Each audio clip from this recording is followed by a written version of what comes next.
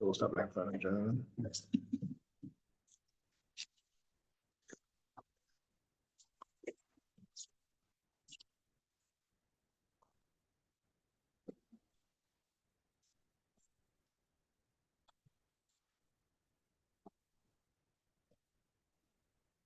Oh, went by pretty fast. Good evening. I'd like to call this meeting to order, a regular meeting of council. And can I have a mover and a seconder?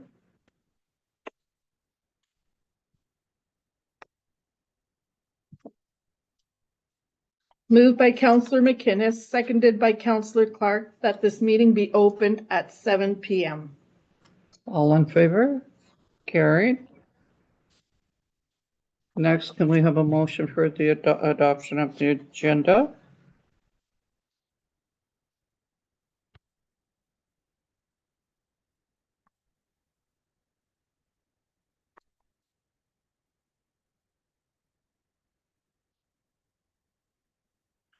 Moved by Councillor Corbett, seconded by Councillor Featherstone, that the amended agenda presented to council and dated the 14th day of October 2025 be adopted as prepared.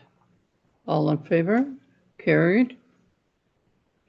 Any disclosure of pecuniary interest? None. Next, can we have the adoption of the previous minutes?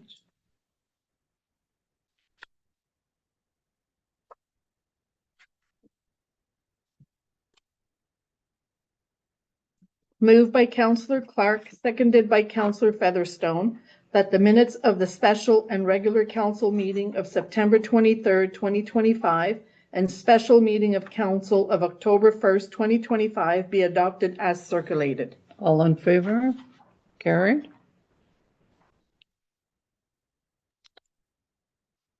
Any presentations and delegation? Next, you have questions submitted by Randy McLaren. I do. So we had one question submitted for the agenda. The question is my question will be related to the statements, policy, intention, and dialogue related to the animal control bylaw. More specifically, the $300 per animal cost recovery fee as described in the last council meeting for September. So, and then we followed up with an email, and he said that it was doubtful that he could attend this evening's meeting. But he was curious. He wanted the bylaw. I sent him the bylaw, and then he would much prefer to make a brief delegation to council at the next meeting, knowing he missed the cutoff for this meeting. And if it's in fact on tonight's agenda, would it be possible to have it deferred so I can share a bit of information with council on the 28th? I'd like to defer it. But I would like to clarify, if I may, his one statement where it says that the $300 cost recovery is per animal. It's not per animal. It is a set fine based on an incident. So it's each time. But then there are amendments in the bylaw from last council meeting as well. And now there is there will be, if your animals get out, you have first and second A warning Warning. and education. yes, and then if it happens again, then you would pay. It's not per animal, but is it per animal if say the animals have to be picked up and boarded? Is it $30 per animal per day? Yes. It is. So the boarding is per animal, but the penalty is, say if there's 5 animals, it's for the group of animals, right? Yeah, it's per incident. For clarity, it's like a minimum of $300, but then any other costs incurred by the municipality above and beyond that, right? So if we have to if we have to truck them and get a trucker in, and the bill is $700, well, that bill would be passed on to the offender. The owner. Yeah. Yeah. Any further comment? So, that's we're just talking about it for as the question submitted, and we'll move forward till we have it on the agenda. Yes, All that right. works, yes. Okay, next we have a report from Antoine Boucher, the engineer, regarding the Trunk Road Bridge. Yes, thank you, Madam Mayor, Member of Council. Good evening. Yeah, so last time we met, I think it was back in the September meeting. So some of the updates, I'll just bring a bit of the updates and then just talk about one of the issues and a tentative solution to it that we've incurred just more recently. So since the last meeting that we had, we registered for our Minister of Labor for the project. Notice of project has been received, so we've received that. Also, we have received our permits from the North Bay Mattawa Conservation Authority. So that's in place. End of last week, we received also the locates. So essentially all the elements we require to carry on with construction are all falling into place. Furthermore, back in reference to the last report that we had from 2025-06, there were some elements of the construction I referred to that would be essentially sole sourcing. One of them, we've received a quote. It was specifically related to the cutting of the concrete, which will ultimately offset some of the cost of the whole ramming. So that's the way that I wanted to introduce this. It would provide us with a clean, basically removal of the existing by proceeding with soft cutting. So we did receive a quote. I'm not sure exactly if you wanted to, ultimately include the quote as accepting through recommendation, but regardless, part of the last report, we had that as a sole sourcing. The quote we received was from Ontario Cutting and Coring in the amount of $11,700 plus HST. However, we incurred one disappointing news, I guess, because the manufacturer, there's always a third party, the manufacturer of the I-beam. I'm not talking about the people that are making the bridge, which is basically the steel plates and so forth. Not the maker of the bridge, but they do put in an order, and that order from the fabricator of the I-beams, there was a delay. So I was informed of a further delay, and in order to rectify that delay, some decisions were made to purchase an actual beam that is already made. And in speaking with the company that will be assembling, welding, and building this structure, they were able to commit to a change in date, but they're able to commit to a delivery, knowing that the beam is already available, needs to be cut, shipped to them, and they're going to start assembling next week. So the delivery they provided to me now would be, if I proceeded as such, would be to revise to a November 3rd. Receiving of that steel structure. This kind of means that I prepared a tentative schedule that I circulated just for discussion purposes.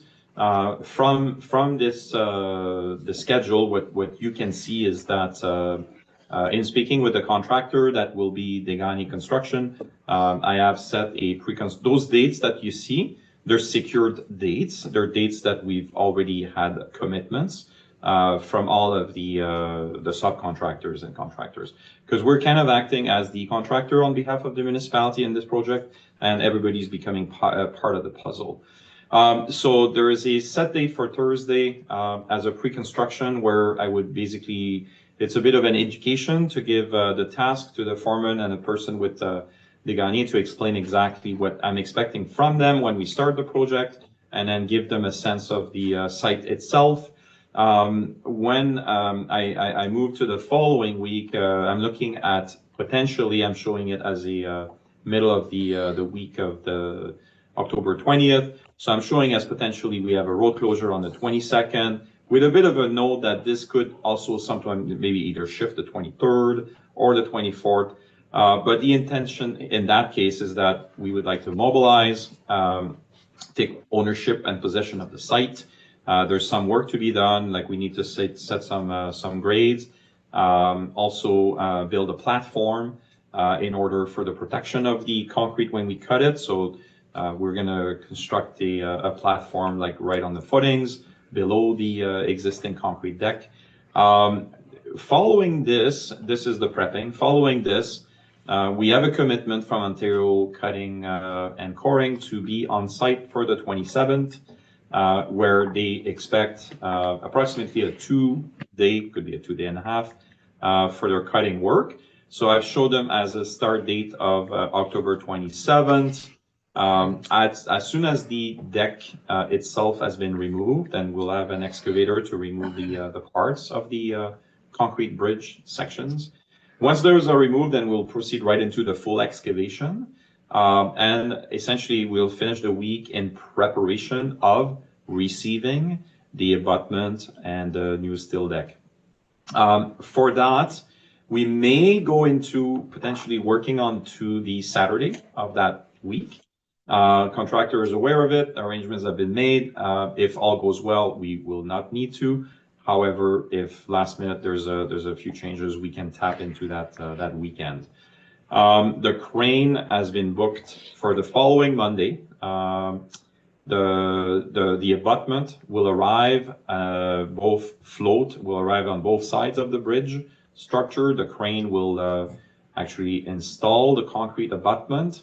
Meanwhile, the deck itself, the steel deck, will be on the move, coming our way for, I would expect, a mid-morning to midday arrival, where we're going to be placing that deck in between the two abutments.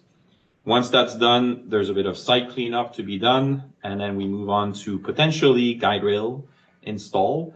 Again, monitoring the weather, and based on what the temperature, the sun exposure, and so forth, we might switch and alter with the paving. If I have a beautiful day, I may advance the paving first. However, if not, probably carry out with the guide rail installed and then the paving to follow. So you see that I'm showing it as a tentative paving that would overlap into the following week. I would much prefer trying to tidy all the paving, even if it had to be on a Saturday of the 8th. Generally speaking, I looked into, because I know with asphalt we have a bit of concern, but then again, knowing the average temperature at that time of the year, it is getting colder. The ground temperature, however, is not frozen. It's still above freezing. So we have some parameters to follow. If the ground temperature is like above the 2 degrees or so, we should be fine. And then we can also use potential heat blankets if we wanted on the deck at that time.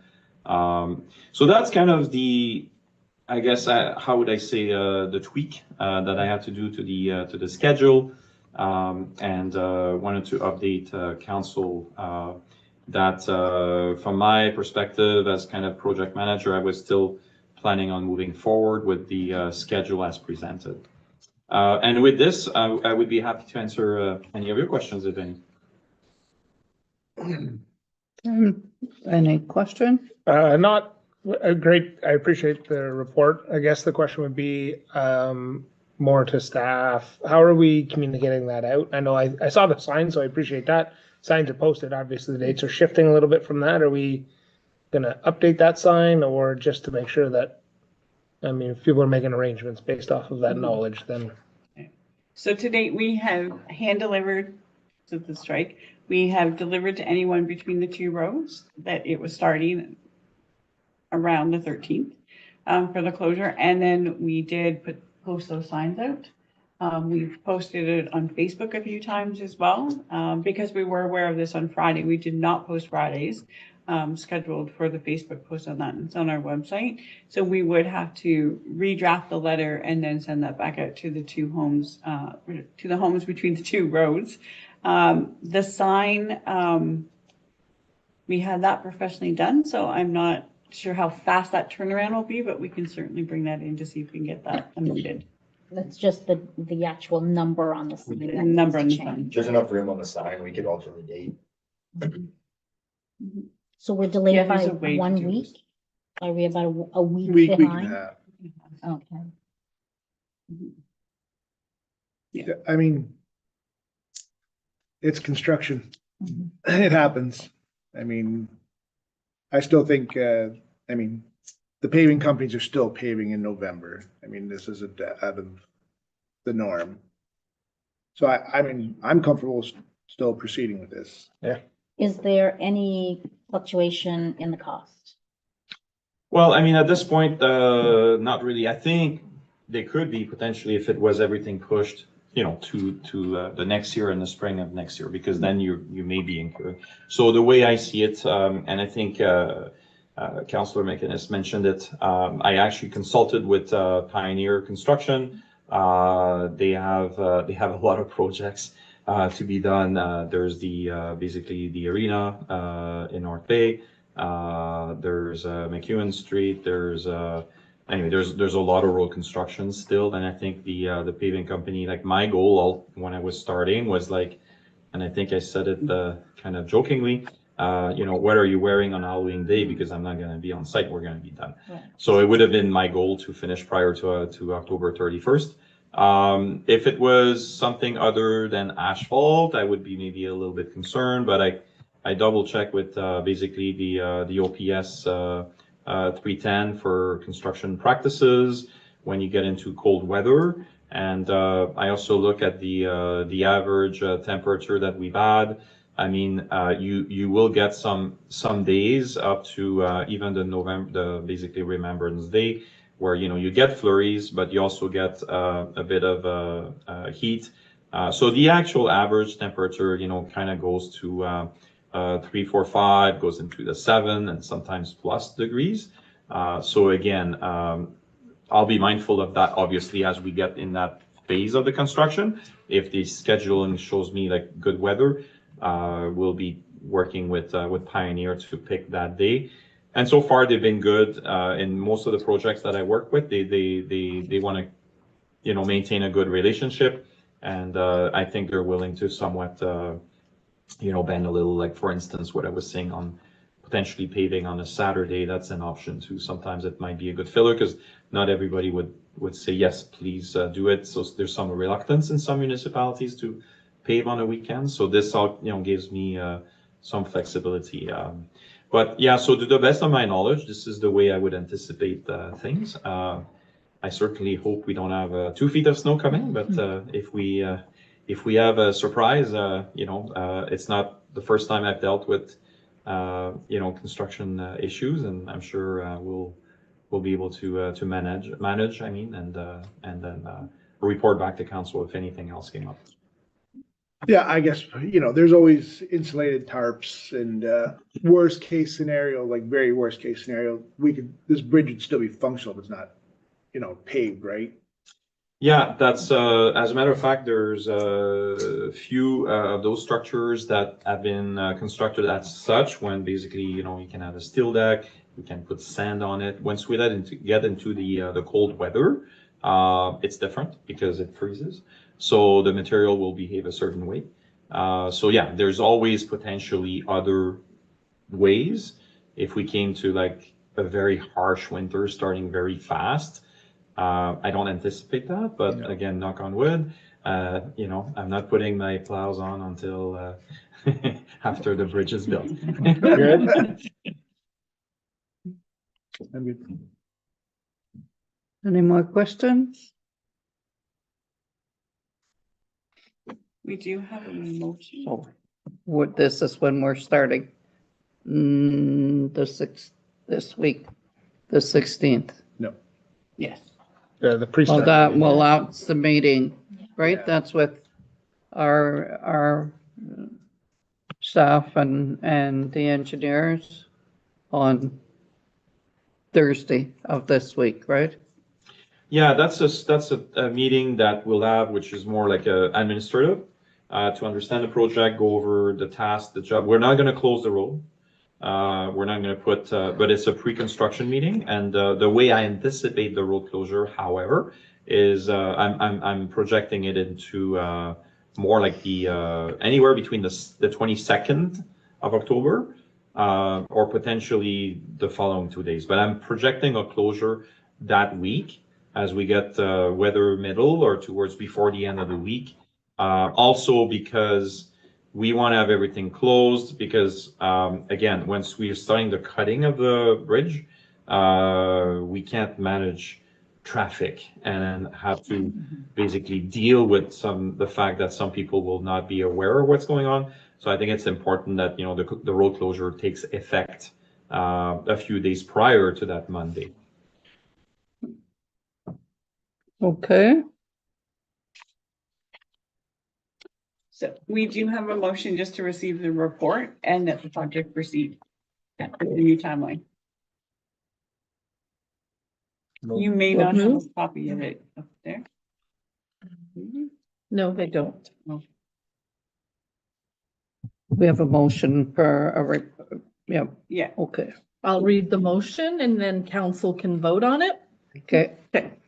Moved by Councillor Corbett, seconded by Councillor Clark, that council accepts the updated trunk road bridge report from the engineer and that the project continues with the updated timeline. Okay, all in favor? Carried. Thank you, Antoine, for Well, the thank you. information. Now, all you have to do is make sure we get some good weather for the next 2 months. Yes. I will, yeah, no, absolutely. We'll hope for the best and appreciate it. So thank you. And then I will leave you with anything. We'll follow up tomorrow. absolutely. Thank you. Have a Thank you. great evening. Have a good Thank night. you. Thanks. Right. So next we have the adoption of committee minutes, and that's the recreation and fitness. No motions. No motions. Items for council discussion? None. None for this session. Resolutions to be considered for adoption is the Roma Conference, January 18th to the 20th. We have a mover and a seconder.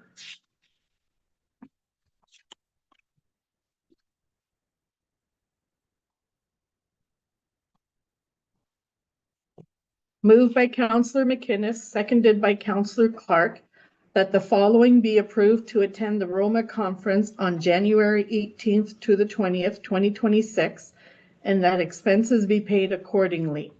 Neri Paquette, Jason Corbett, Donna Clark, Steve Featherstone, Dan McInnes, Nikki Kunkel, and Andre Gagne. All in favor? Carrie?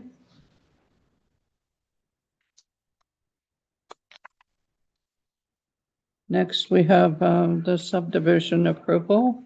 First, we have the zoning bylaw amendment. Do we have a mover and a seconder? So the first motion will be to accept the report that was prepared by the planner. And then the second motion will be to adopt the zoning bylaw. Okay, Okay? mover and a seconder.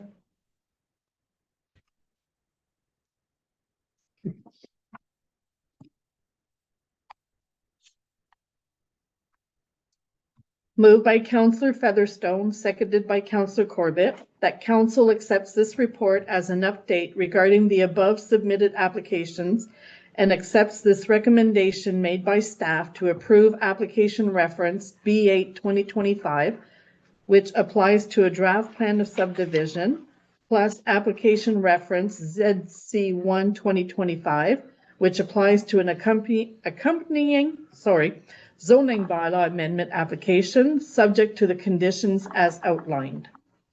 All in favor? Carrie? Mover and a seconder?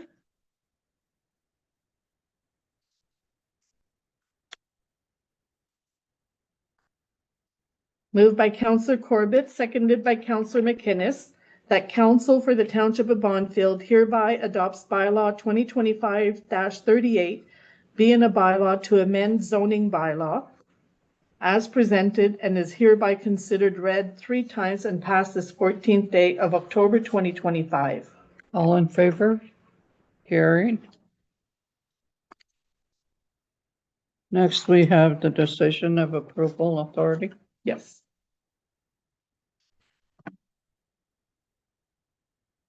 Mover and a seconder, sorry.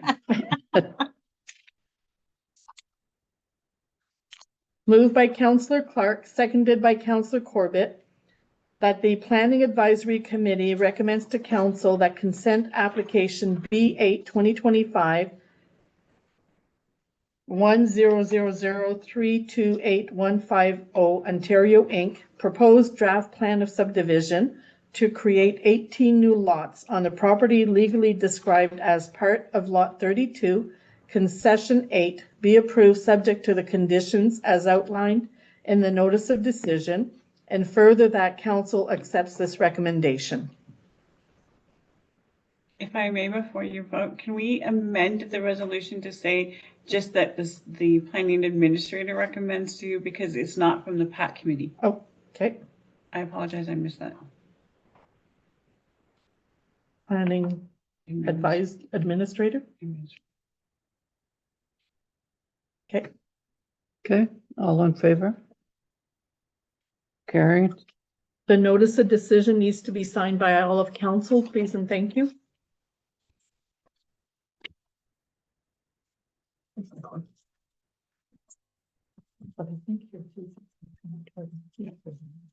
Whoops.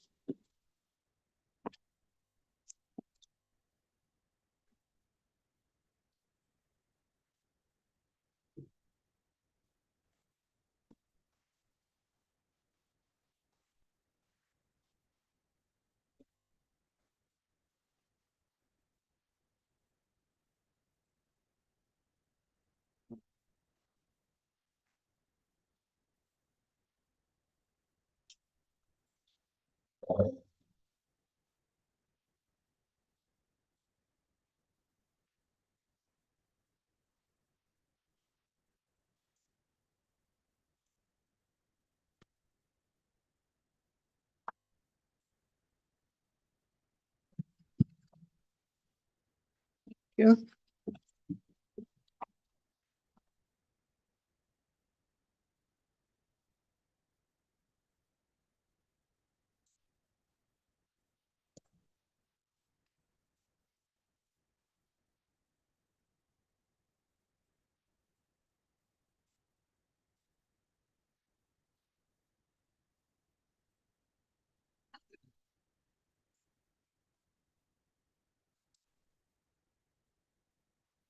Okay.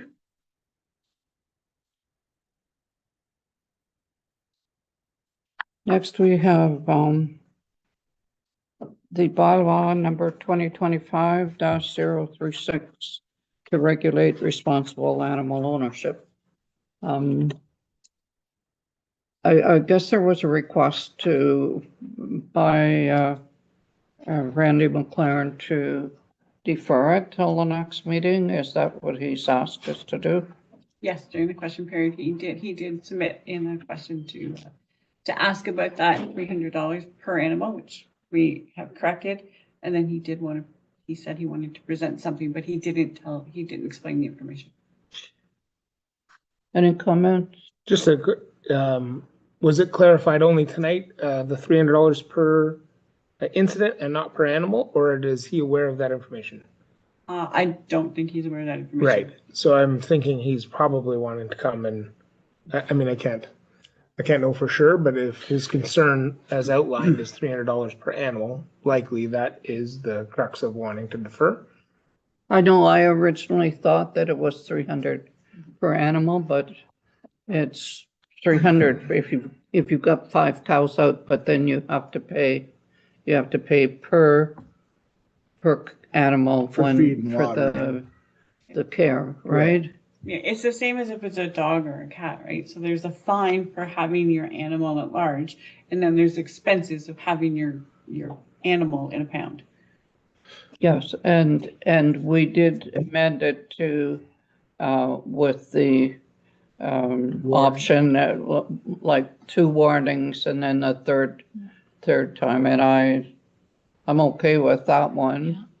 I don't know about the rest of it. Yeah, I'm okay. We deferred it last council. I mean, it needs to go through.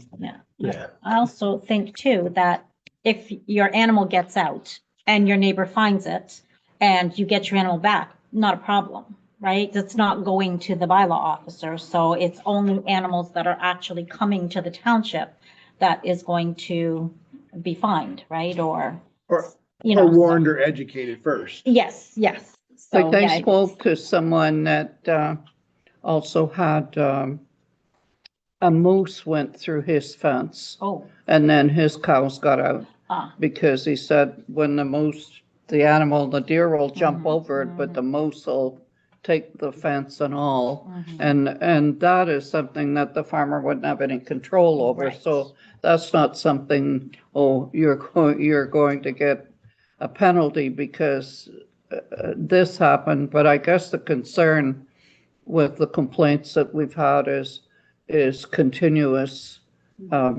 getting out and so. And I think that's why we went to the warning, education, for incidents like Mother Nature happens, the moose break the fence. Well, it happens. So, but I mean, So I'll just say, I think and there's another half to this, which, there's the livestock. But then there's also the cats and dogs, which, as we know, has been not so much the dogs, but very much on the cat side, has been an issue that if the rest of council is like me, there's no end of hearing about the amount of cats that we see stray around the store or church area, I guess.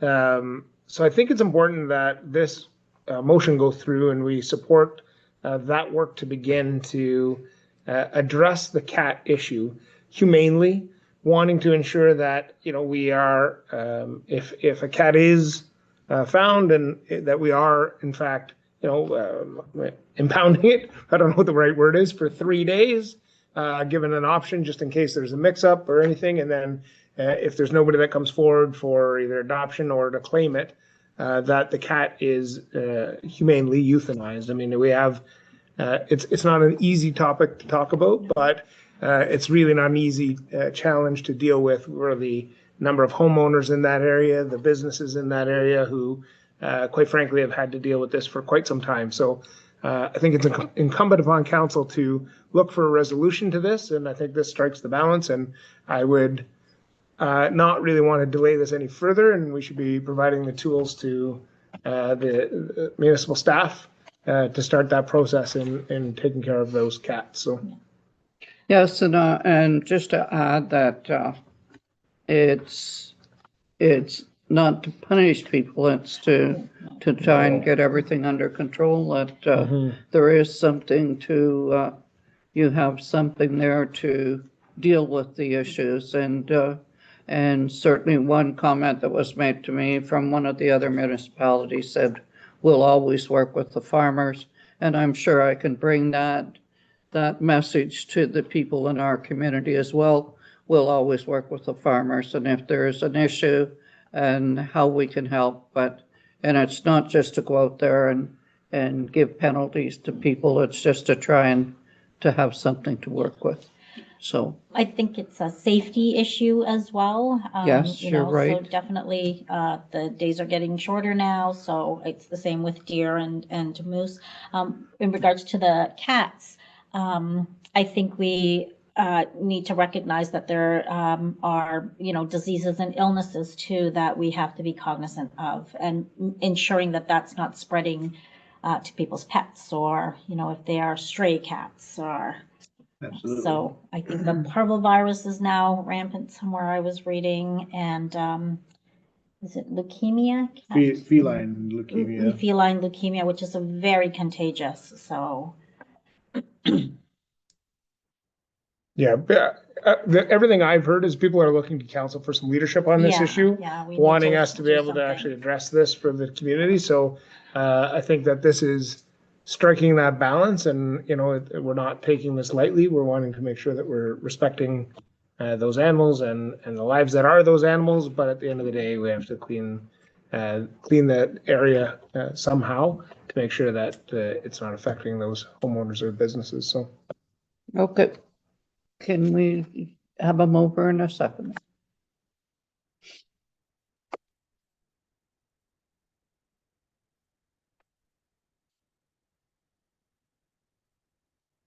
Moved by Councillor McInnes, seconded by Councillor Clark, that council for the Township of Bonnfield hereby adopts bylaw 2025-36, being a bylaw to regulate responsible animal ownership, and that bylaw 2024-09 be repealed in its entirety as presented and is hereby considered read 3 times and passed on this 14th day of October 2025. All in favor? Carried. Okay, next we have correspondence.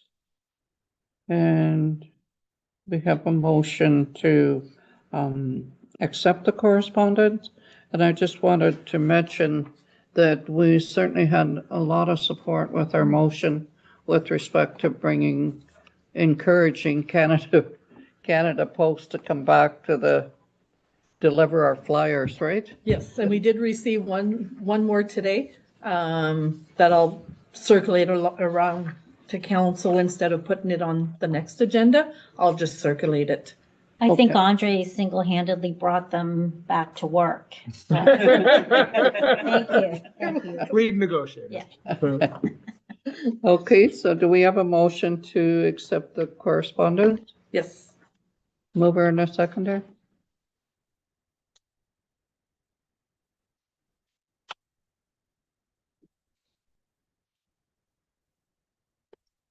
Moved by Councillor Corbett, seconded by Councillor Featherstone, that council receives the correspondence circulated with the agenda of October 14th, 2025. All in favor? Carried. Donna, did you want to comment on the library board?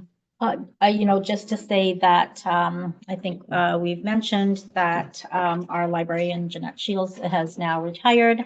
She is still, helping with the transition. We had a succession plan in place, and Holly Muir is the new librarian.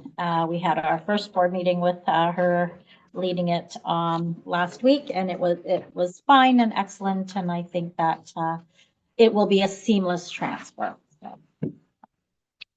Okay, very good.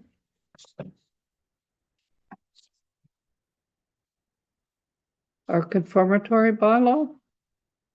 Do we have a mover and a seconder?